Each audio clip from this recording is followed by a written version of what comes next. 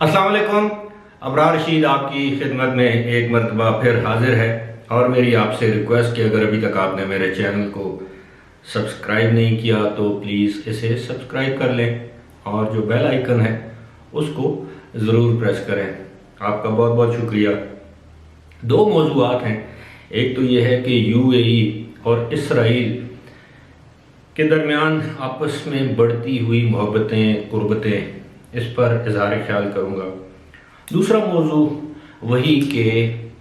اب یو اے ای میں corona virus کے کیسز کی جو تعداد ہے روزانہ بڑھتے ہوئے کیسز، اس میں کمی واقع نہیں ہو رہی، جبکہ حکمرانوں کی طرف سے حکام کی جانب سے یہ دعویٰ کیا جا رہا ہے کہ اب تک تقریباً 1 کروڑ ٹیسٹ کیے جا چکے ہیں. یاد رہے کہ یو اے ای کی کل آبادی جو ہے وہ ہے تقریباً 98 لاکھ سے 99 لاکھ، یا آپ 1 کروڑ بھی کہہ لیں، اور بہت سے لوگ وہاں سے چلے بھی گئے ہیں اور 1 کروڑ ٹیسٹ کرنے کا دعویٰ کیا گیا. ظاہر ان میں وہ لوگ بھی ہوں گے جو شاید یو اے ای سے اپنے اپنے ممالک واپس چلے گئے ہیں.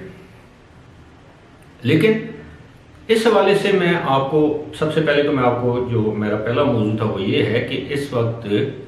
یو اے ای اور اسرائیل میں جو بڑھتی ہوئی محبتیں یا قربتیں، آپ جو بھی اس کو نام دے دیں،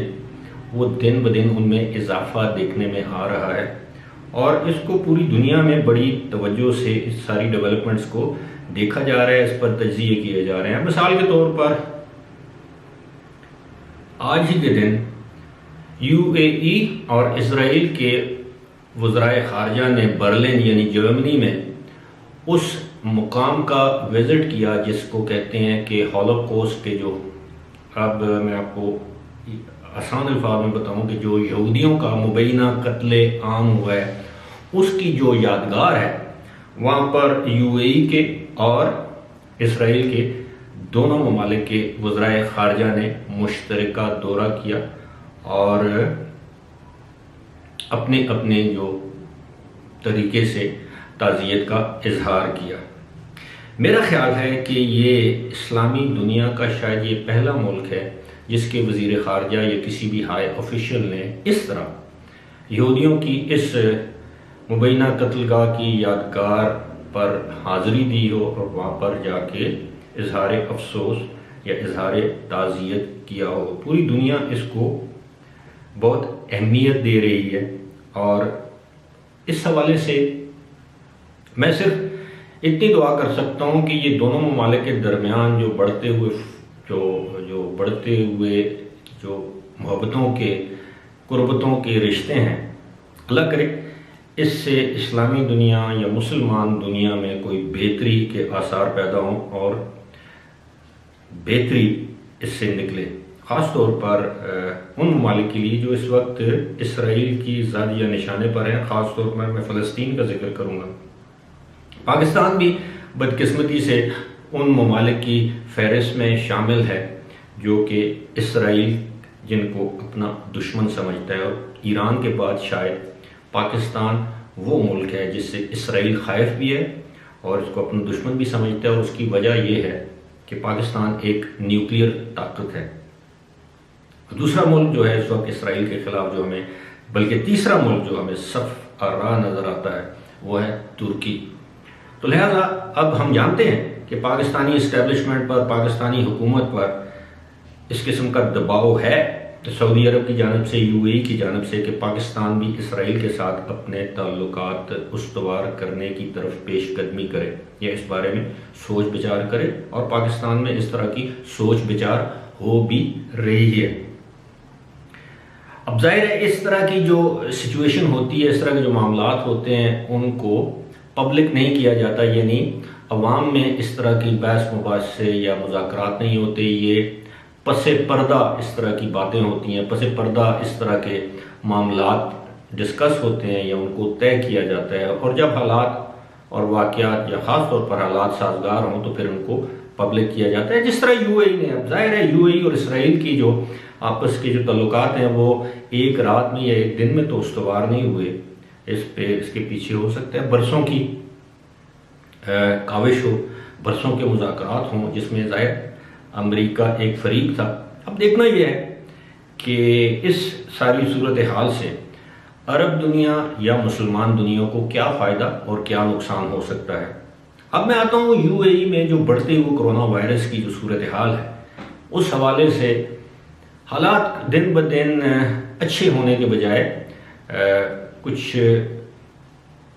جیسے کہتے ہیں نا بہتری کے بجائے ابتری آ رہی ہے، ابتری کی جانب جا رہے ہیں، جس سے ظاہر ہے کاروبار بھی متاثر ہو رہے ہیں۔ وہاں پر جو سیاح پہلے بڑی کہتے ہیں تعداد میں وہاں پر جانے کے لیے تیار تھے یا جا رہے تھے، اب وہ سیاح بھی وہاں جانے سے گریز کر رہے ہیں۔ اور سب جانتے ہیں کہ یو اے خاص طور پر دبئی میں جو لوگ جن لوگوں کا کاروبار ہے، جن لوگوں کے بزنسز ہیں، وہ زیادہ تر انحصار ہی ٹورسٹ پر کرتے ہیں، اور ٹورسٹ کا نہ جانا ایک المیہ ہے، باوجود اس کے کہ دبئی کو 7 جولائی کو شاید سیاحت کے لیے کھول دیا گیا تھا، ویزے میں نرمی کر دی گئی۔ اب ویزے جو ہیں وہ تقریباً 3-4 قسم کے ویزے بھی اویلیبل ہیں۔ اب تو انہوں نے جو ورک پرمٹ ہے یا عارضی ویزے ہیں وہ بھی جاری کرنا شروع کر دیے ہیں، لیکن اس کے باوجود جو وبا کی صورتحال ہے، اب جیسے آپ دیکھیں گزشتہ 24 گھنٹوں کے دوران 1046 مزید افراد میں کرونا وائرس کی تصدیق ہوئی، اور اب کرونا وائرس سے متاثرہ افراد کی جو تعداد ہے وہ بڑھ کے ہو گئی ہے 1,01,084۔ اسی طرح جو اموات ہیں ان کی تعداد ہے اب 436، یعنی گزشتہ 24 گھنٹوں کے دوران ایک اور موت واقع ہوئی ہے کرونا وائرس کے باعث۔ اس ساری صورتحال کا اگر ہم جائزہ لیں تو پوری دنیا جو ہے وہ ایک مرتبہ پھر بظاہر ایسے لگتا ہے کہ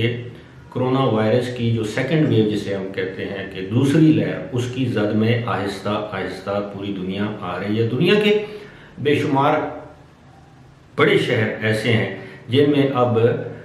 محدود یا بڑے پیمانے پر لاک ڈاؤنز بھی کیے جا رہے ہیں۔ میں نے پہلے بھی ذکر کیا تھا، اس میں نیو یارک شامل ہے، اس میں پیرس شامل ہے، اس میں میڈرڈ ہے جو اسپین کا دارالحکومت بھی ہے، پیرس جو ہے فرانس کا دارالحکومت ہے، نیو یارک ظاہر ہے وہ اگرچہ امریکہ کا دارالحکومت نہیں ہے لیکن امریکہ کا بہت بڑا ایک شہر ہے اور جس کی اپنی اہمیت ہے، جس کو فائنینشیل ہب کہتے ہیں۔ اسی طرح کی صورتحال اب یو کے میں بھی نظر آ رہی ہے، یو کے میں بھی وائرس کے کیسز میں اضافہ ہو رہا ہے۔ پاکستان میں آپ دیکھ لیں کہ گزشتہ 24 گھنٹوں کے دوران پاکستان میں تقریباً 550 کے قریب مزید کرونا وائرس کے کیسز سامنے آئے، جبکہ کرونا وائرس سے ہونے والی جو اموات ہیں ان کی تعداد 5 تھی یا 6، لیکن بظاہر ایسے لگتا ہے کہ پاکستان میں شاید حالات قابو میں ہیں، لیکن حکام کی جانب سے جس طرح خبردار کیا جا رہا ہے کہ یہ دوسری لہر آ سکتی ہے، اور اس کی بڑی وجہ کیا ہے؟ اس کی بڑی وجہ یہ ہے کہ جب سے اسکول کالجز کھلے ہیں تو ٹیسٹ زیادہ ہو رہے ہیں، وہاں پر طلباء میں اساتذہ میں کرونا وائرس کی تصدیق ہو رہی ہے۔ میں اگلی ویڈیو کا آپ انتظار کریے گا، اس میں میں آپ کو بتاؤں گا کہ اس وقت وہ کون سے لوگ ہیں جن کو ویزا مل سکتا ہے، یعنی اگر وہ یو اے میں نہ بھی ہوں، اپنے اپنے ملک میں ہوں، اور ان کو کیسے ویزا مل سکتا ہے، وہ کس سیکٹر کے لوگ، کس شعبے کے لوگوں کو فی الحال ویزا دستیاب ہو سکتا ہے۔ میری اگلی ویڈیو کا انتظار کیجیے گا، اور ابھی مجھے اس ویڈیو کے ساتھ مجھے اجازت دیجیے۔ خدا حافظ۔